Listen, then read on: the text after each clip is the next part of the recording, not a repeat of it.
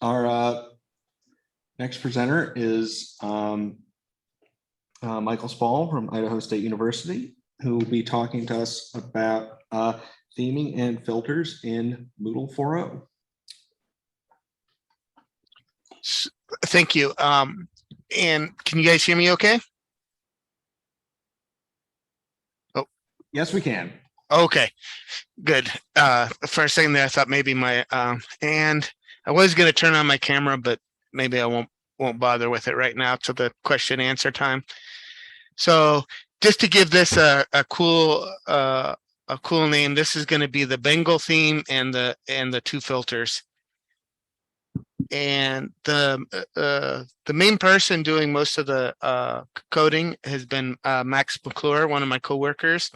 He started in his current position in the summer of 2022, probably actually more like September, right after the start of the semester. One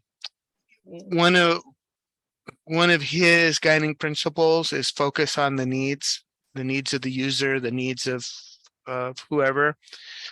Worked in IT security for ISU previously, and a programming degree from ISU. And his GitHub username is MACC MAXITRC. So the kind of a 4x4, and then just added ITRC. And then my name's Michael Spall. I've been at Idaho State University for 17 and a half years now.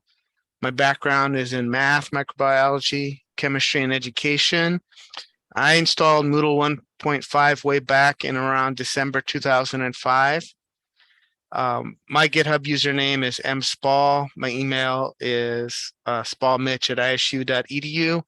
And then the whole ITRC team, which includes instructional designers and people dealing with accessibility and everything, all the full-time staff, is itrc@isu.edu. And I have a couple preliminary slides before we get to the real part of the presentation. But I wanted to talk a little bit about birding. And I don't know how many birders are out there, and I'm not going to spend a lot of time about birding. But one of the things that comes up in birding is what's the best bird book? What's the best type of bird book? And often it's not a bird book that has photographs. It's actually a bird book that has paintings and drawings. And that's because even though technically the photograph is more lifelike, the presentation, the drawing, the painting can highlight the difference between different species better. You have to wait for the perfect photograph to take that perfect photograph. And birds don't pose that well. And also, it's part of it is the way our mind works.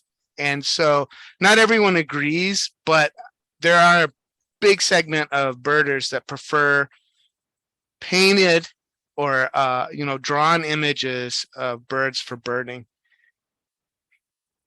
And then this is just a reference I tend to make, just so stories, like how the rhinoceros got his skin. This was originally by Rudyard Kipling. And how the elephant got his trunk was a crocodile pulling on his trunk. And I think we can get in and tell just so stories sometimes when maybe we need to dig down deeper and get down to what's really going on. And then the 4 plugins that Max has developed with a little bit of my help are the Moodle filtered new window icon, the filter for Loom. Loom, it allows you to record short videos. It's really good for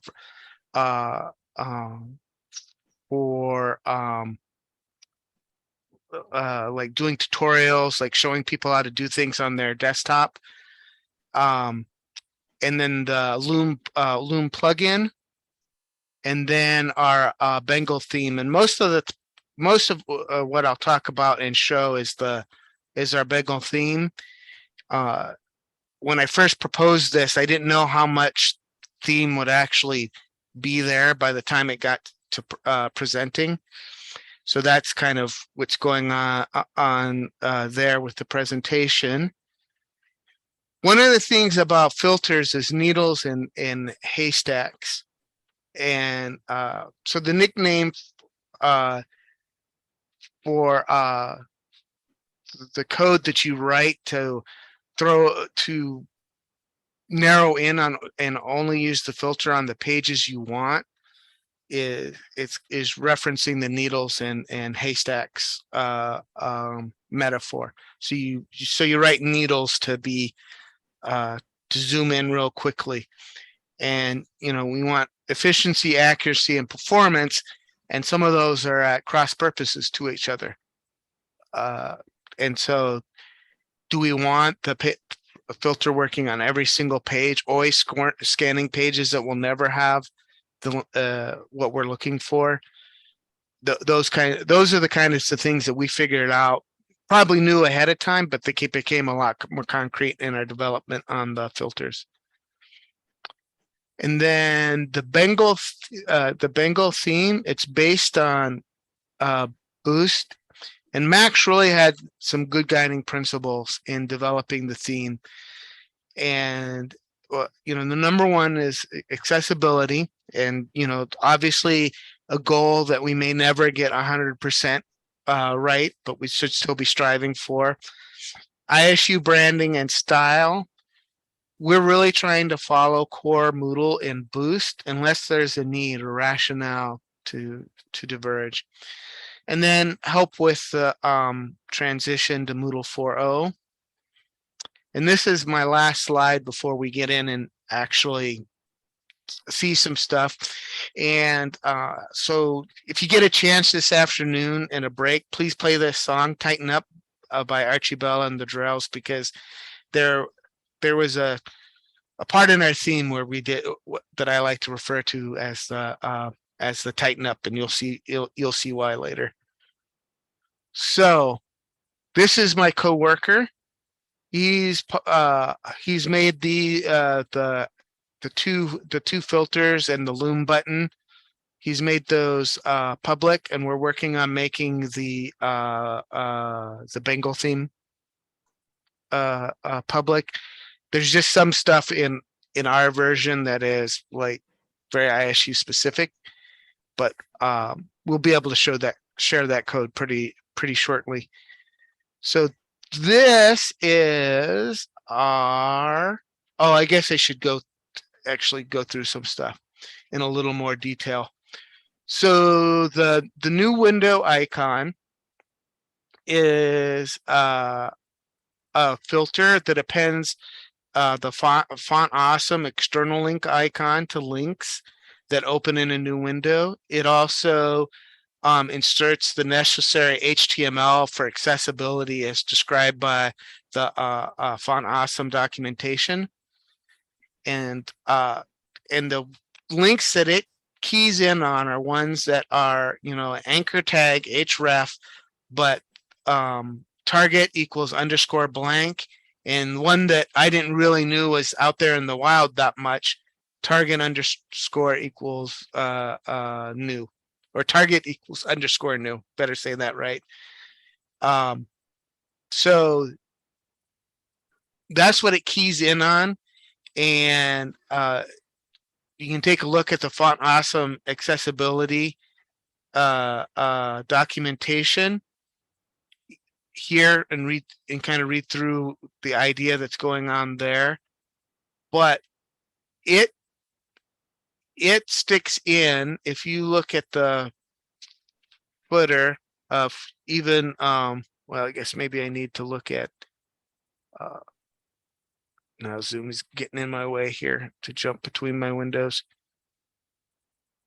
So even if you look at basic Moodle, well, this is just, I thought I knew what I was doing, right? So if you look at the Moodle footer of Moodle 4.0, it is doing this type of thing that Moodle does in the footer automatically, provides this this link for external URLs, and provides also makes sure they're accessible. Provides all that accessibility stuff. Then we have the Loom embed. It simply keys in on links that look like loom.com.share and the the arbitrary hash that's at the end, and whether it's Loom has HTTP or or the the www, or whether it's the share link or the embed, any of those it will pick up on and provide the embedded the embedded Loom video. So in some ways you can think of it as a complement or extension to the media filters that the media filter that already exists in Moodle. It's pretty simple and straightforward. And we have the Loom button, and it's just based on using the Loom icon, except making it a black and white to match in with the rest. And you click it, you can start recording. Loom has a free version. You don't even have to be logged in. You get the URL, then that's where a filter kicks in and takes that URL that's in the HTML and converts it into an embedded Loom video. And then the Bengal theme, and to kind of going very high level without giving examples. I'll be doing that in the next bit. But here's our Bengal theme, again based on Boost. Adds ISU logo, makes the font the Roboto font, and provides the ISU resource links up at the top, and I'll kind of go over through that in detail. And I can show off the filters too, depending on time. But I kind of plan on focusing on mainly the Boost theme.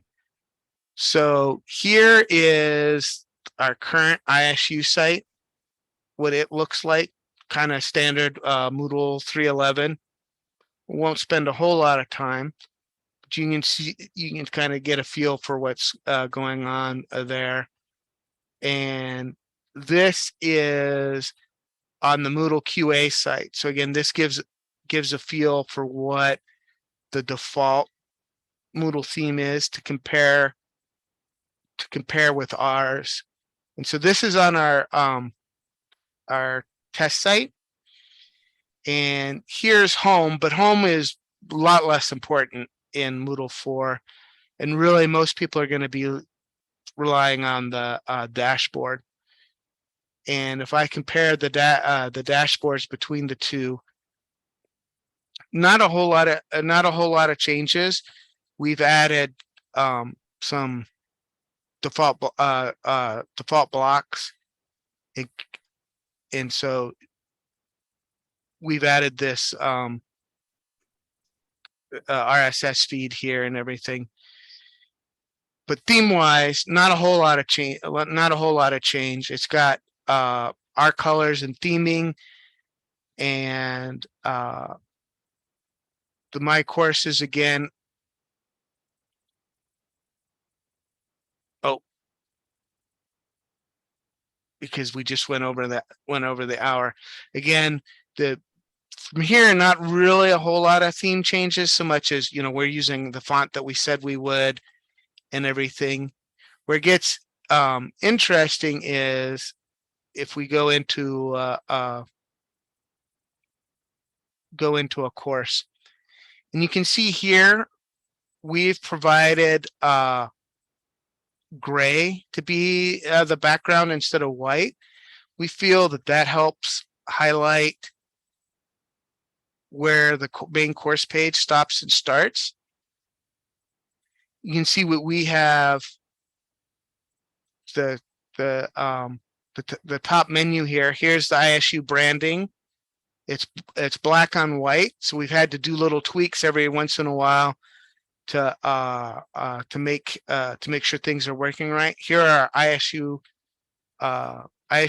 resources right here, and then again, so that's the main some main stuff. One of the tweaks to look out if you're doing theming is if let me reset the user tour and go next. So by default, this will turn out to be white when it grabs something in here. And so white on white's not legible. So we had to do a little tweak there. See that, see how it's blowing this out. And one of the things is, if I can grab, well, let me grab my window. No, it's not going to let me do it. This stuff in the tour is responsive, and it's just, default Moodle. But we noticed on very small screens, stuff starts pointing to the wrong area and overlapping, kind of funny. But that's kind of a limitation in the responsiveness. So if you're making tours, consider keeping them short and sweet and breaking them up. One of the other things you'll see is, and this is the reference to the tighten up. At one point, we tightened up the spacing on the default activity. So you can see same course, but more shows on one page. And I just nicknamed that the tightened up. I like it. It's I think it looks a little better.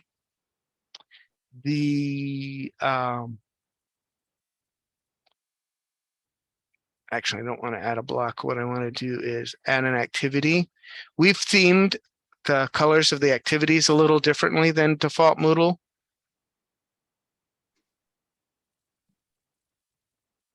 Moodle has four colors, by actually 5 colors. One that you don't see, like if you add the attendance block, which is a contributed plugin, it falls under the administrative category, and by default that would be purple. And so what we've done is we've made all the resources blue, so that matches in the activities. The green activities are ones that you don't interact with so much from Moodle, and then the orange ones are the ones that there's like you interact with and do things and get a grade with. And so quizzes, forums, glossaries, and then these are 2 LTIs that we just recently added to the test site. So those will need to get themed in correctly. And then, so that's add an activity. And, a lot of the responsiveness with the menus and everything, that hasn't changed, but we did make, let me actually turn editing off here. Make sure I have editing off when I do this comparison. Did not get editing off here. Okay. So as you scroll through here,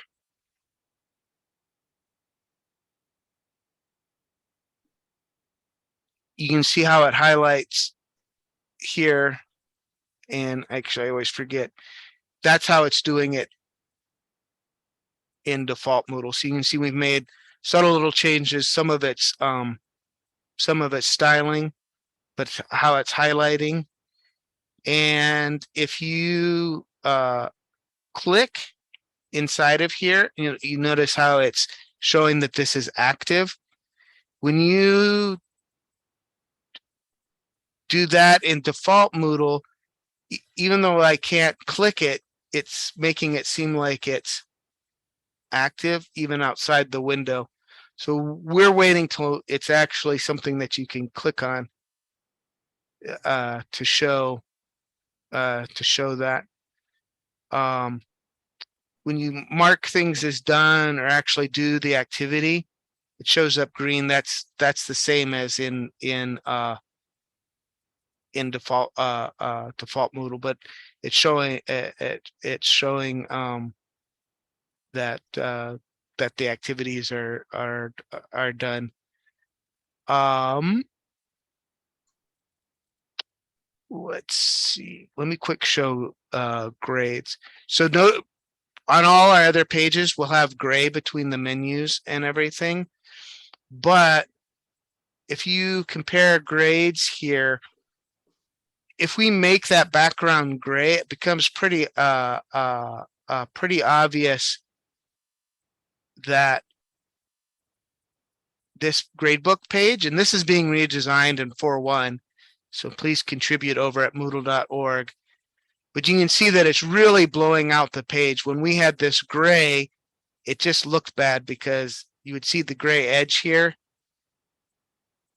and it just looked like it was blowing out the page, which is what it's doing. It's just hiding it by having the background white.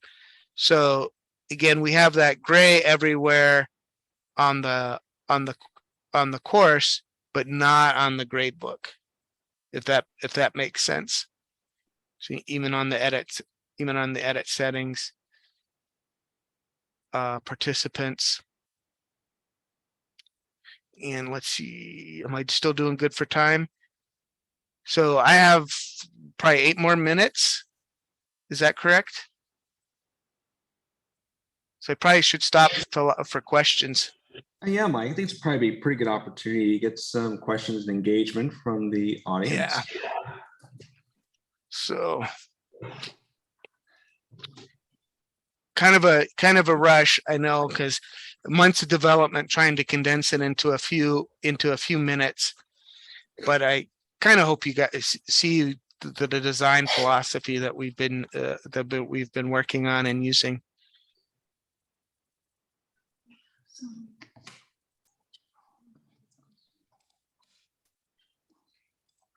I do have one question, Mike.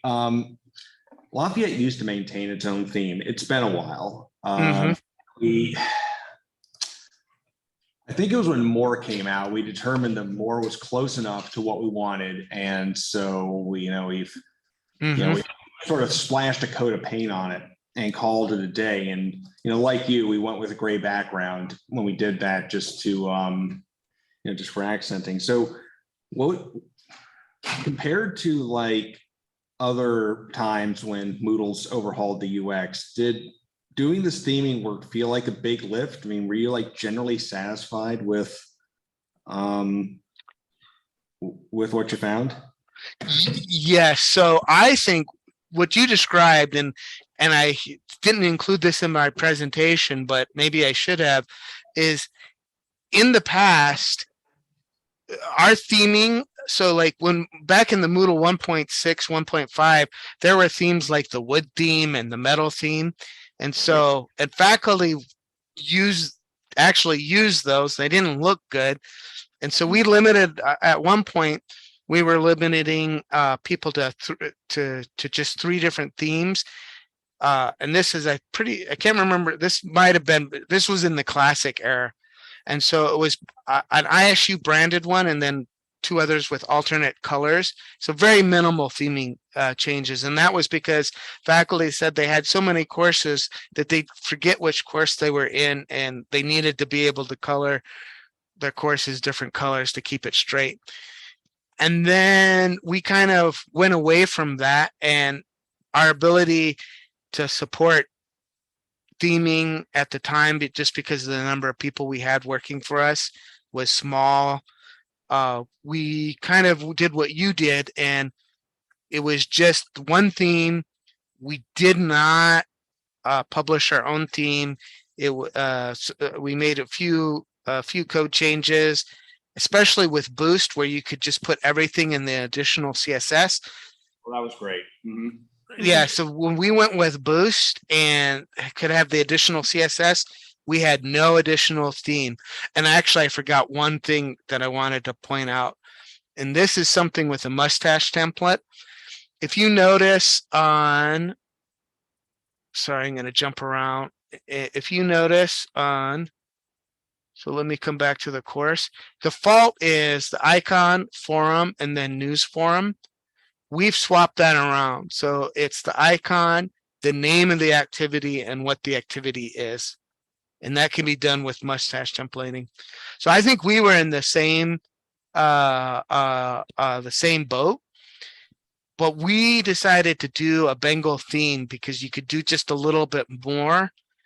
And I think it would be worth it to do like a Lafayette theme to get just what you want, especially if there's anything that isn't going to just be with the additional CSS.